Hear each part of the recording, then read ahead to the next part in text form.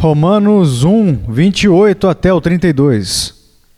E como eles não mais se importaram de ter conhecimento de Deus, Deus os entregou a uma mente depravada para fazerem coisas que não são próprias, estando cheios de toda iniquidade, malícia, avareza, maldade, cheios de inveja, homicídio, contenda, engano, malignidade, são fofoqueiros, detratores, odeiam a Deus, insolentes, arrogantes, presunçosos, inventores de males, desobedientes aos pais, sem entendimento, não confiáveis, sem amor, sem misericórdia.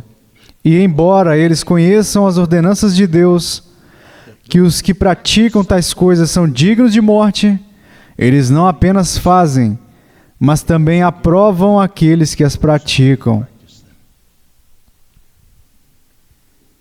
Paulo está ensinando por que uma sociedade se degenera mais e mais em um mal desenfreado, debochado, destrutivo. É diferente de qualquer análise que você poderia ler hoje. E uma das razões para isso é que quando uma sociedade está afundando em decadência moral, ela não tem mais as categorias ou a estrutura para reconhecer o que está acontecendo. Então a análise feita de dentro é imprecisa. Elas são sintomas do problema. A mente social se tornou tão defeituosa que a decadência moral está refletida nela, ao invés de ser apontada por ela. Nós vivemos dias assim na América. A incapacidade de emitir julgamentos morais sólidos é evidente onde quer que você olhe. Praticamente. O que faz essa passagem das Escrituras muito relevante para nós. Precisamente porque é tão estranha para nós.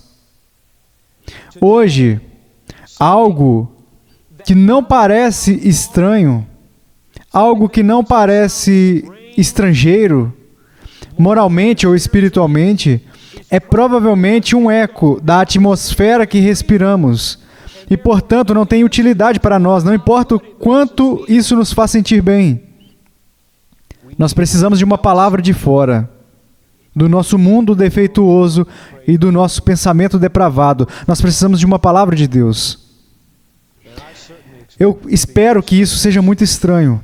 Eu espero que uma palavra de Deus, de fora deste mundo, fora deste sistema, fora deste colapso, eu espero que qualquer coisa que valha a pena ouvir soe estranho. Porque se serve para este mundo, já está contaminado. Nós somos uma sociedade decadente. O que nós temos no texto de hoje é uma lista de 21 tipos de mal. O que eu quero fazer com estes versos são 3 coisas. Eu quero perguntar de onde vem isso? De onde vem esta lista? Então eu vou perguntar, por que ela está aqui? Por que ele escreveu isso? Por que se importar em listar os nomes de 21 tipos de mal? E terceiro, eu quero questionar se está aqui uma cura para este tipo de coisa no meu coração e nessa sociedade. Essas são as minhas 3 perguntas. Vamos orar antes de começar. Pai, eu necessito muito da Tua ajuda e eu peço que o Senhor venhas e me ajude, porque Tu é um Deus de misericórdia. Eu tenho tentado estudar, meditar, preparar, mas a menos que Tu venhas agora, a menos que haja uma unção, o que os antigos puritanos chamavam de unção sobre mim, e um espírito para ouvir, receptividade para essas pessoas. Isso seria uma total perda de tempo, talvez até prejudicial. Então, em sua misericórdia, eu rogo que me ajude. E me ajude a dizer a verdade e ser uma testemunha fiel. E eu peço que tu concedas cerca de 25 minutos de seriedade a respeito dessas pessoas. Grande profundidade, grande honestidade. Não nos deixe brincando com a palavra de Deus. Eu oro, não apenas falando ou ouvindo, eu peço em nome de Jesus, amém. Então minha primeira pergunta é, de onde isso vem? De onde este mal vem? Agora, isto vem sendo revelado nas últimas semanas, mas nós precisamos revisar. Vamos nos lembrar que tudo começou no versículo 18, ou antes, onde Paulo explica por que nós precisamos do Evangelho. Nós precisamos das boas novas, do presente da justiça para nós, vindo de Deus.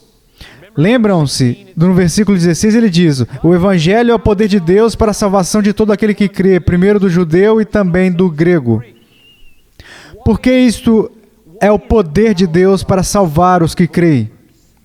Resposta, versículo 17, porque nele a justiça de Deus, o que é o nosso imenso problema, porque nós não estamos à altura dela. A justiça de Deus no Evangelho está sendo revelada de fé em fé. O que quer dizer, o que nós tentamos explicar nas 6 mensagens sobre estes 2 versículos. Nós tentamos explicar que o significado disso é que a justiça que Deus requer de nós, através da fé, Ele concede para nós. E esta é a melhor notícia de todo mundo para os pecadores. A justiça que Ele requer de nós, que nós não podemos produzir, corruptos e decadentes como somos, Ele concede de graça, a saber, a sua própria justiça, para ser recebida pela fé. Agora, no versículo 18, logo após essa gloriosa boa notícia, vem a razão do porquê nós precisamos disso desesperadamente. Porque a ira de Deus está sendo revelada dos céus contra toda a iniquidade e impiedade dos homens, que pela sua iniquidade suprime a verdade. Nós somos, por natureza, rejeitadores de Deus. Por natureza, nós não o queremos na nossa mente, no nosso coração, nos nossos negócios. Com certeza não o queremos quando estamos na internet, no computador. Não o queremos no nosso quarto, na nossa cozinha, mexendo com o nosso apetite. Nós não o queremos na nossa vida, fora da nossa vida. E é por isso que precisamos do Evangelho. É por isso que precisamos de um poder sobre nós, porque por natureza nós somos filhos da ira, nós desprezamos a glória de Deus, nós a trocamos por imagens que nós podemos controlar, porque autoexaltação e autodeterminação são o nosso Deus. E eu lhes digo, se houve um tempo ou um grupo que precisasse do Evangelho, somos nós na América hoje em dia. Então, Paulo diz lá atrás que nós precisamos do Evangelho e ele agora explica os efeitos dessa troca rejeitadora de Deus que nós fizemos. E o efeito é que Deus nos entregou para o pântano em que nós escolhemos afundar. Deixe-me olhar isso agora mais uma vez com vocês. Está repetido 3 vezes. Veja, versículo 23. Nós trocamos a glória de Deus por imagens. Resultado, versículo 24. Portanto, Deus os entregou à luxúria dos seus corações. A segunda vez, versículo 25. Nós trocamos a verdade de Deus por uma mentira. Resultado, versículo 26. Por esta razão, Deus os entregou a paixões degradantes. Terceiro, versículo 28. Eles não quiseram conhecer a Deus. Ou literalmente, eles não quiseram ver Deus. Eles não quiseram ter Deus em seu conhecimento. Eles diminuíram Deus em seu conhecimento. Resultado? Deus os abandonou, entregou a uma mente depravada para fazerem coisas que não são próprias. É isso que Paulo quer dizer no versículo 18, de volta, quando ele diz: a ira de Deus está sendo revelada dos céus contra toda a iniquidade. A ira de Deus vem sendo revelada nessas três frases. Versículo 24, ele os entregou à luxúria. Versículo 26, ele os entregou a paixões. Versículo 28, ele os entregou a uma mente depravada. Esta é a ira de Deus. A resposta de Deus a uma deslealdade mundial e traição contra o Criador não é inicialmente nos mandar para o inferno. Isto vem depois, se recusarmos a nos arrepender. Mas o primeiro derramamento da ira é nos entregar, abandonar, para afundarmos no pântano que nós escolhemos. Este é o primeiro trabalho da ira. Então, quando eu disse no começo dessa mensagem que a análise de Paulo do que está acontecendo na América é diferente de qualquer outra análise, você irá ler hoje. É isso o que eu tinha em mente. Você pode ouvir uma análise hoje que é tão profunda quanto isso. Você pode ouvir alguém dizer: ok, América, você fez a sua cama de relativismo, secularismo e imoralidade ou amoralidade. Agora durma nisso. E todo o seu fruto. Você pode ouvir isso? Mas Paulo não diz isso. Paulo diz algo bem mais aterrorizante do que isso sobre nós. E ele diz em 4 etapas agora, no versículo 28. Isto é apenas uma revisão, apenas para mostrar a origem desses 21 pecados, de onde eles vêm, o que eles querem dizer. Deixe-me dar as 4 etapas, enquanto ele detalha a análise dele, da nossa situação. Número 1. A raiz do nosso problema é que nós não queremos Deus. Vocês encontram isso no versículo 28. Eles não quiseram conhecer a Deus. Eles não aprovaram ter Deus em seu conhecimento. Este é o nosso problema fundamental como sociedade humana, não apenas americana, humana. Seres humanos, por natureza, não querem Deus. Nós não gostamos dele. Apenas note a quantidade de tempo que damos a ele.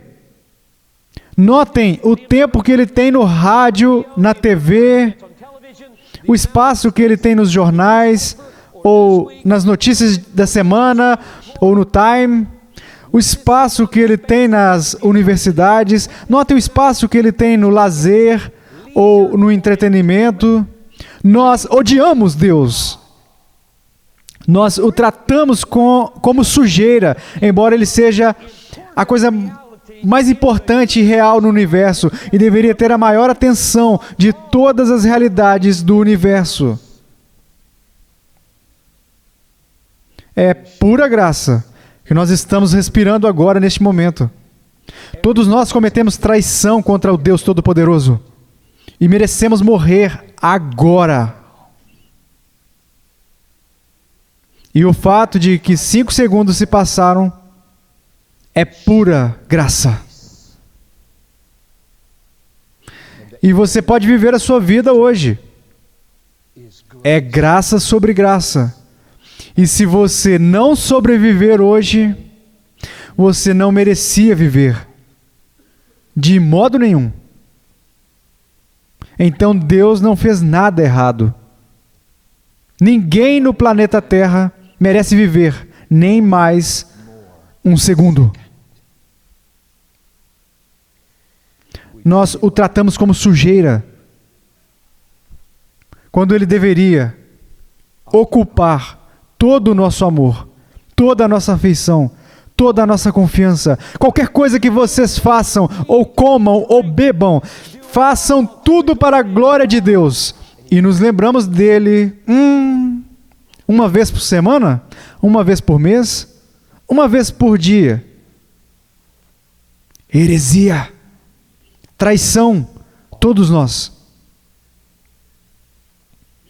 Então esta é a primeira observação na análise de Paulo. Nós não queremos Deus no nosso conhecimento. Número 2, segunda etapa na análise é que, portanto, Deus retirou as suas restrições, barreiras, e nos deixou afundar no pântano que nós escolhemos.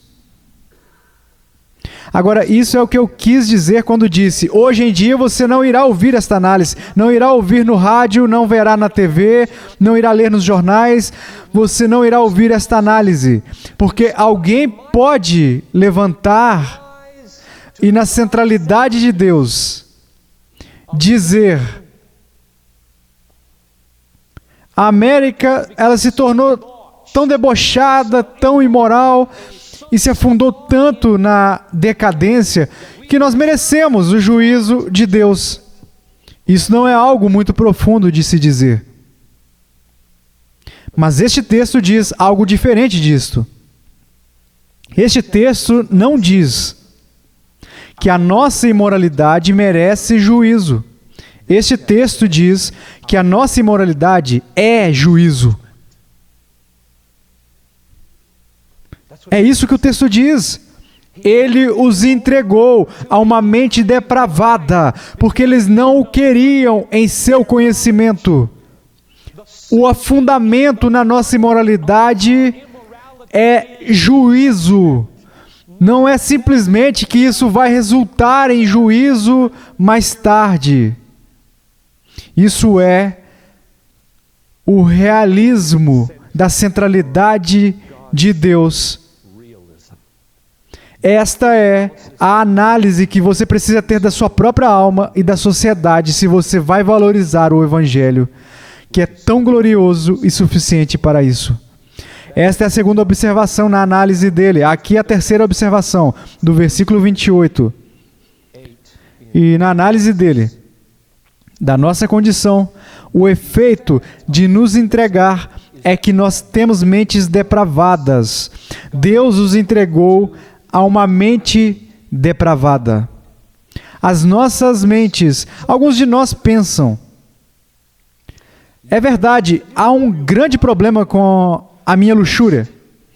Há um grande problema com a minha ganância, com o meu coração e com a minha mente.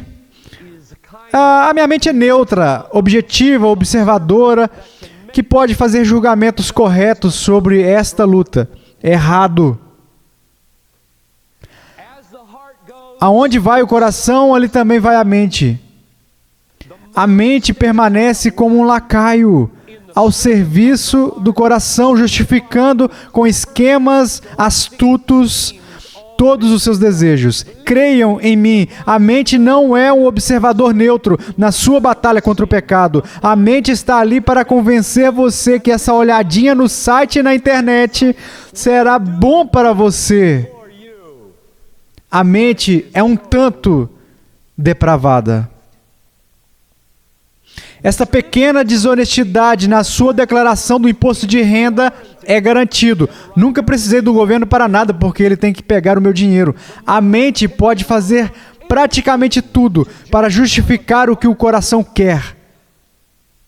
Não há neutralidade aqui nesta cabeça.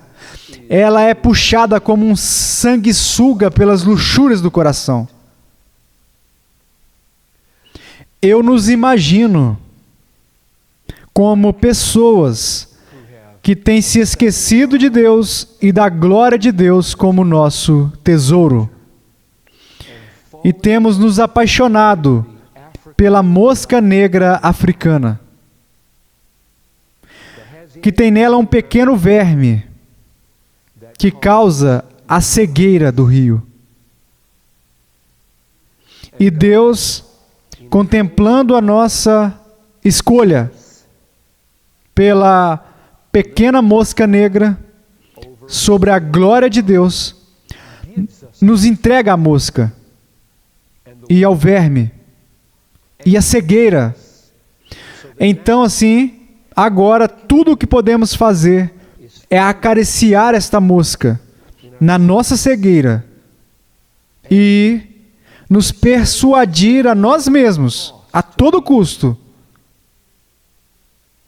que é um precioso tubo de veludo. É um tubo de veludo. Esta é a nossa condição. Esta é a nossa condição em pecado. Então, a última observação que Paulo faz no versículo 28 sobre a nossa condição é que isso conduz a 21 tipos de pecado. Agora vamos à pergunta número 2. Por que esta lista? Nós sabemos de onde ela vem. Por que ele faz isso? Por que ele para aqui para nomear esses 21 pecados? Vamos ler no versículo 28. Ele os entregou a uma mente depravada para fazerem coisas que não são próprias, estando cheios de toda iniquidade, malícia, avareza, maldade, inveja, homicídio, contenda, engano, malignidade. São fofoqueiros, detratores, odeiam a Deus, insolentes, arrogantes, presunçosos, inventores de males, desobedientes aos pais, sem entendimento, não confiáveis, sem amor, sem misericórdia. Objeção. Eu ouço objeção. A objeção é mais ou menos assim: espera um minuto. Eu conheço um monte de incrédulos que nunca vão à igreja, que não comungam da sua fé, que não são dessa forma. Eles são morais, eles são decentes, eles são cumpridores da lei, pessoas filantrópicas, são pessoas gentis. E isto é verdade. E Paulo sabia que era verdade. Por exemplo, ele conhecia os estoicos da sua época. Sêneca foi contemporâneo do apóstolo Paulo. Eu não tenho dúvidas que ele conhecia os escritos de Sêneca. Alguns anos depois veio Epiteto e depois Marcos Aurelius, que muitos de nós lemos na faculdade. Altos padrões morais entre os pagãos, como os estoicos ou os platonistas. Paulo sabia disso. Então o que ele está fazendo?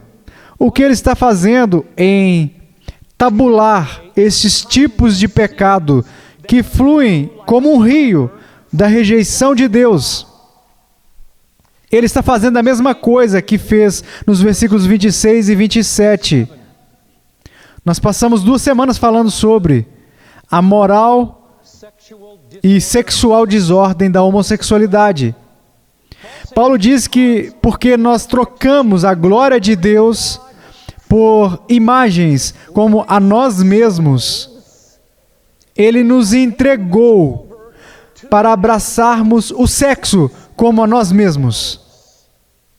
E o ponto não é que todo mundo que desiste de Deus por algo como a nós mesmos, luta contra desejos homossexuais. O ponto é, alguns lutam, e quanto mais Deus nos entrega como sociedade, mais pessoas o farão. E é emblemático do que nós fazemos ao nível espiritual. Isto é o que está acontecendo nesses versículos. E isso deveria nos fazer, nós héteros, ter muito cuidado quando apontamos o nosso dedo. Porque nós estamos nos versículos 29 a 31. E é a mesma coisa aqui que vimos no versículo 27.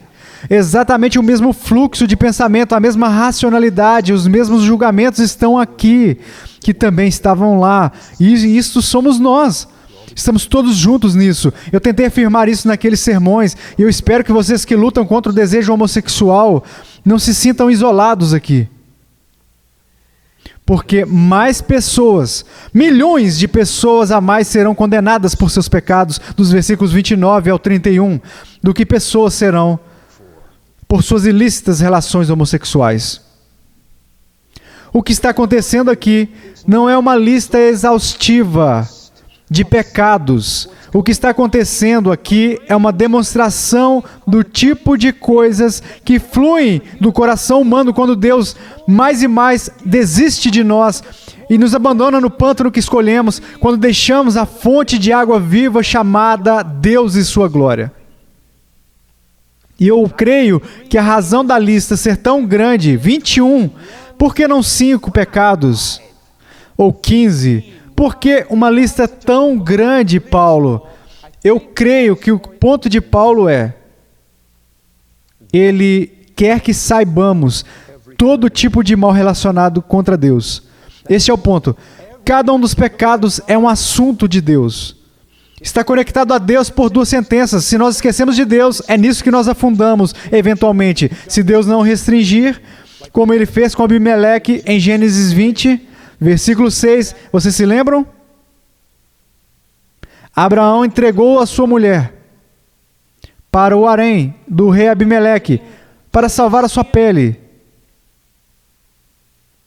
E o que você faz com uma nova pessoa no seu harém é ter sexo com ela. Algo o detém. De manhã ele descobre que ela é a sua esposa. E Deus diz a Abimeleque: eu te impedi de pecar. Isso está acontecendo na vida de todos aqui. Todo dia, toda hora. E está acontecendo na nossa sociedade. É por isso que ela ainda existe. Mas não precisaria acontecer. Nós não merecemos que aconteça. A qualquer dia Deus poderia retirar a sua mão da restrição e nós afundaríamos praticamente que imediatamente no caos e na anarquia. E nem tribunais, nem a polícia poderia conter. Ele quer que saibamos que isso é um assunto de Deus. Cada pecado é um assunto de Deus. A América tem a maior taxa de homicídios no mundo ocidental. Isto é assunto de Deus. Se os nossos executivos são gananciosos, isso é assunto de Deus. Se os políticos são enganosos, estou pegando as palavras da lista aqui. É um assunto de Deus. Se nós fofocamos pelas costas das pessoas, é um assunto de Deus. Se o apresentador da TV é insolente e arrogante, debochado, o que todos eles parecem ser, é um assunto de Deus. Se os nossos filhos são desobedientes, é um assunto de Deus. Se nós não somos confiáveis e não mantemos os nossos votos conjugais, isto é um assunto de Deus. E se somos tão cegos que não vemos os erros óbvios e, portanto, nos tornamos sem amor e sem misericórdia para com os outros, é um assunto de Deus. Este é o ponto dessa lista. É tudo sobre se acertar com Deus e reverter isto da terrível troca que nós cometemos. O que nos leva ao último ponto. Há uma solução para nós? Sem dedos apontados aqui. Há uma solução para o John Piper, para a boca dele, para a língua dele, para as atitudes dele. Há uma solução para mim. Há uma solução para vocês. Há uma solução para a nossa sociedade. E existe. É sobre isso que este livro fala. É sobre isso que este livro trata. É sobre isso que esta igreja trata. Deixe-me fechar dizendo o seguinte. Deste livro, há 3 reversões necessárias aqui. A reversão da ira de Deus pela justiça de Deus. A reversão, então, dele nos entregar, nos abandonar, nos entregar ao pecado. Nós precisamos sermos entregues de volta à piedade. E o terceiro, a mente depravada por uma mente renovada. Vou lhes dar um versículo para cada uma das 3 reversões. Número 1 está em Romanos 1,17. A justiça de Deus é revelada de fé em fé. Como está escrito, o justo viverá pela fé.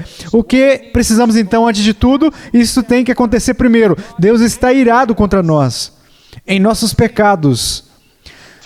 Para desviar esta ira é a coisa mais importante do mundo, porque se Deus continuar irado contra nós, não importa o quanto limpo nós estamos, Não importa como nós votamos, não importa que somos fiéis no casamento, de como criamos nossos filhos, se o Deus Todo-Poderoso está irado conosco, nós estamos destruídos no final das contas. Nós temos que ter a ira de Deus desviada de nós. E há apenas uma maneira. Deus deve, em sua misericórdia, prover para nós a justiça que Ele demanda de nós. E nós a chamamos de a gloriosa doutrina da justificação pela fé somente. Romanos 1:17.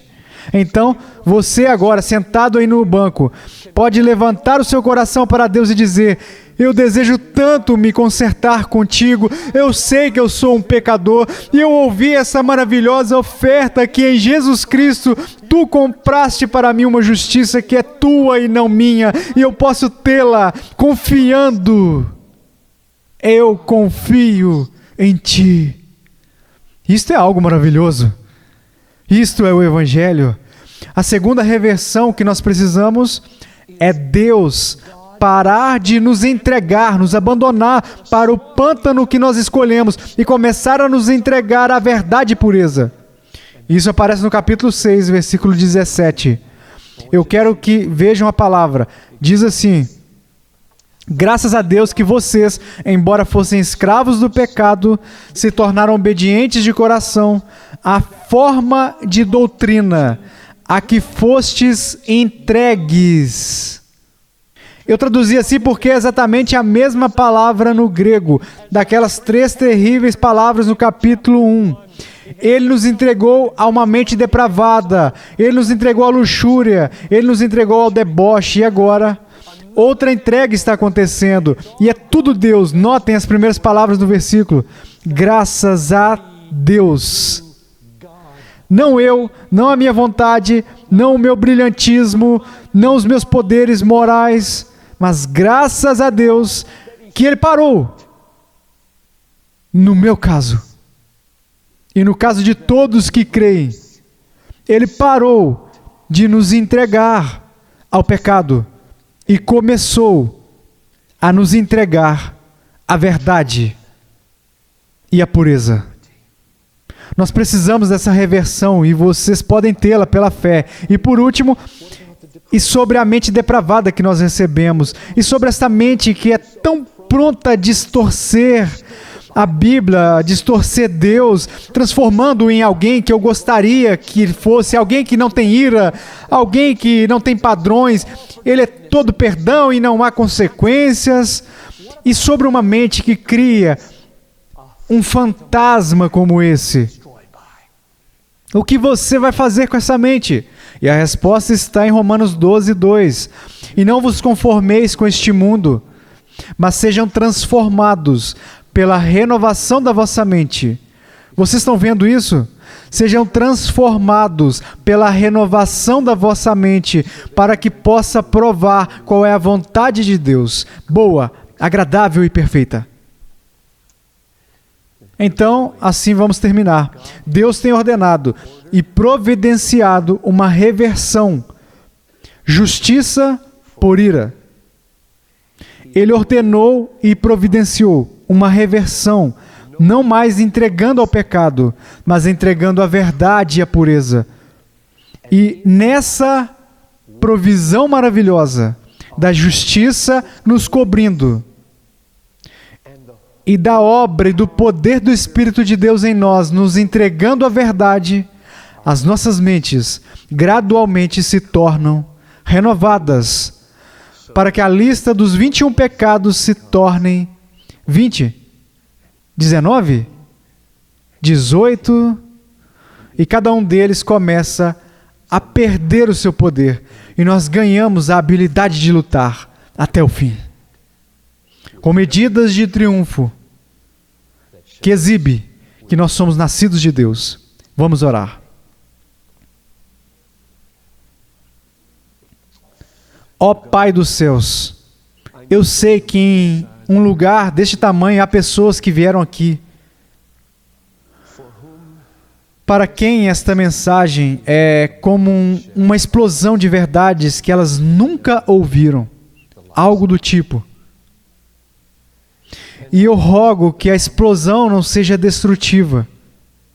Poderia ser o aroma de morte para a morte, se eles fossem embora, desprezando. Mas, ó Deus, poderia ser o aroma de vida para a vida, se o Senhor quisesse humilhar os corações e abrir as mentes para receber. Então eu peço que tu faças isso para todos nós. Nos ajude a confiar em ti, nos ajude a te receber, nos ajude a crer em ti, para que tenhamos justiça e não ira, uma entrega à verdade e não ao pecado, e uma mente renovada e não uma mente depravada. Eu rogo isso no poderoso nome de Jesus. Amém. Vamos nos levantar para a bênção. Que o Senhor os abençoe e vos guarde. Que o rosto do Senhor brilhe sobre vocês e seja gracioso com vocês.